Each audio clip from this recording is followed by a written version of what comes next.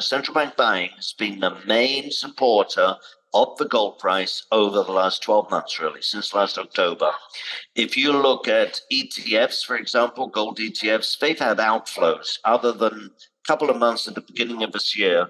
They've had ongoing and fairly significant outflows all year. So gold has been supported primarily by the central banks. The central banks tend to be price insensitive when they make a decision to allocate 5% or 10% of their reserves to gold. They're looking at that not as a trade, but as a long-term position. And so they tend to be relatively price sensitive. AdrianDay, the CEO of AdrianDay Asset Management, recently shared his insights on the current state of the economy and investor expectations. In Day's view, one significant factor supporting the price of gold over the past year has been the actions of central banks. Central bank demand continues to play a pivotal role in the gold market, helping it maintain crucial long-term support levels despite the challenges posed by rising bond yields and a resilient U.S. dollar. Highlighting specific instances of central bank gold purchases, China, Poland, and Turkey remained active buyers in August. China's People's Bank added 29 tons to its reserves during the month, bringing its year-to-date purchases to 155 tons. The National Bank of Poland acquired 18 tons, while the Central Bank of Turkey increased its reserves by 15 tons. Discussing the recent performance of gold, it has rebounded from 7-month lows, with investors eagerly awaiting the U.S. payrolls report. He emphasizes that gold's value has risen from around $1,600 per ounce to nearly $1,900 per ounce, a substantial increase. Day remarks that gold investors tend to never be entirely satisfied, given their high expectations. Regarding the Federal Reserve's stance on monetary policy, the central bank's commitment to maintaining restrictive policies to combat inflation, which is currently above the Fed's 2% target. Fed Governor Michelle Bowman expressed her belief that it would be appropriate for the Fed to raise rates further and keep them at a restrictive level for some time. Day observes that the Fed's plan to keep rates relatively high for an extended period is not particularly favorable news for gold. Before diving into AdrianDay's interview, subscribe to our channel and give this video a big thumbs up. Gold investors, in my experience, always want more. They are never satisfied.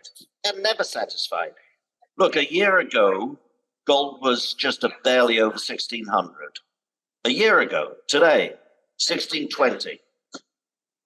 We're now almost at 1,900. So that's a pretty darn good return in 1 year in the face of the most aggressive tightening that we have ever seen by the Federal Reserve, the most aggressive pace of tightening that we've ever seen by the Federal Reserve, and tightening around the world.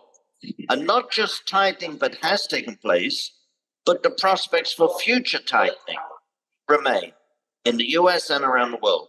So in the face of that, gold to go up from 1,600 to 1,900, I think is pretty powerful, But again, gold investors never seem to be satisfied. Now, I think what has happened in the last, few months is you've had the Federal Reserve continue to tighten more than most people in the gold market particularly thought. Remember 6 months ago, all the talk was about a pause and a pivot and everything else. But instead, and the gold market believed that more than the stock market even, but the Fed has continued to tighten. They may tighten again, another rate hike this year. I think that's likely. I've said that, for the last few months. I think we're going to see another rate hike this month. And then again, let's not forget, as Peter Bookvar keeps reminding us, higher for longer, even if they don't increase rates, but higher for longer is its own form of tightening. So not only have we had these dramatic increases, and they've gone on longer than the gold market was expecting, but the Fed is trying to convince us that they're going to remain higher for longer. That's true also in other countries around the world. As I mentioned earlier, even Japan is raising rates. So you've got that hiking situation around the world. That's number one. And the number two is when you had in the US, you had the lockdown, the situation over the government debt ceiling. And during those negotiations, during that period before the debt ceiling was increased, the Treasury was prevented from issuing any new bills or bonds. So since June, we've had a backlog of Treasury issuances all coming in. So for the second half of this year, right, we've had a lot more issuance than we would normally have in that period of time. We probably still have another two trillion to be issued. So you've got excess Treasury issuance, which means high interest rates on short-term bills, plus a tightening environment, and that is negative for gold. The share of the US dollar in global foreign exchange reserves has been on a steady decline since 2000, when it accounted for a whopping 71% of these reserves. This shift reflects a significant diversification effort by foreign reserve managers who have been adding a variety of smaller currencies to their portfolios. Notably, the pace of the greenback's decline in global reserves last year was 10 times faster than the average speed observed over the past 2 decades. Day suggests that this decline is driven by concerns among some nations about the United States wielding the dollar as a tool for imposing sanctions on other countries. Turning to the BRICS countries, Day points out that these nations don't share many commonalities except for their general distrust or displeasure toward the United States. In a related development, Iraq has set its sights on fully de-dollarizing cash transactions by the end of the year. This move signals a broader trend of nations seeking to reduce their dependence on the US dollar, especially in international trade and financial dealings. So I think there was a lot of naive optimism about the BRIC currency and the conference in South Africa. I'll say a couple of other things, if I may. Remember, the countries that are joining the BRICS, and there's a lot of countries that want to join, don't have an awful lot in common other than their distrust or dislike of the US. But they don't really have an awful lot in common at the moment. So it's going to be a very ad hoc, I think, a series of ad hoc relationships rather than a very strong formal bloc to challenge the US.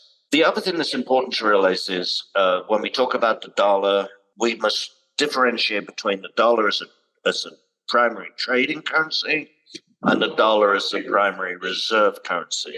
And if you look at the dollar and the reserves, that's been a long slide. 20 years, 30 years ago, the dollar represented almost 80% of all central banks' foreign currency reserves. And that's now down to barely 50%.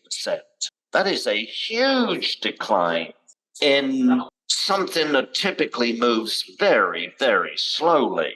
Central banks are not traders or speculators. They move very, very slowly. So to go from 80%, I think 30 years ago it was like 75%, to now 50%, is a very, very significant move in a relatively short period of time. I think that's going to continue. It's going to continue because of, the weaponization of the dollar. You don't have to be Russia or even China or North Korea to not want to be too exposed to the US dollar at the moment. Mm-hmm. Remember the US government sanctioned Bank Paribas in France. They sanctioned Banco Santander in Spain. And what was Banco Santander's crime? Their crime was they made a loan to a Spanish construction company that built a hotel in Cuba, not against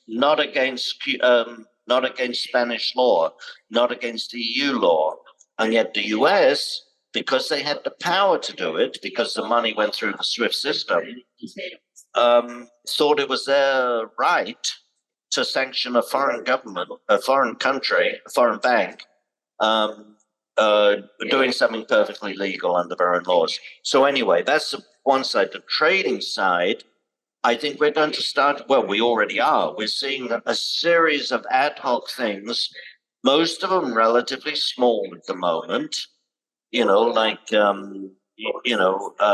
but the big one, of course, is China and Saudi Arabia. So Saudi Arabia selling oil to China using yuan instead of the dollar. That's the big one. Now, in terms of trade, most trade is still in the dollar. Most trade around the world still takes place in the dollar. But these things tend to have a momentum of their own. They start very, very slowly until they reach some kind of critical mass, and then they start to build much more rapidly.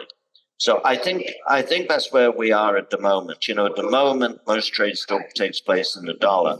But I think people who think that the dollar will remain the world's dominant currency forever. I heard someone the other day saying on an interview, it will be the world's dominant currency forever.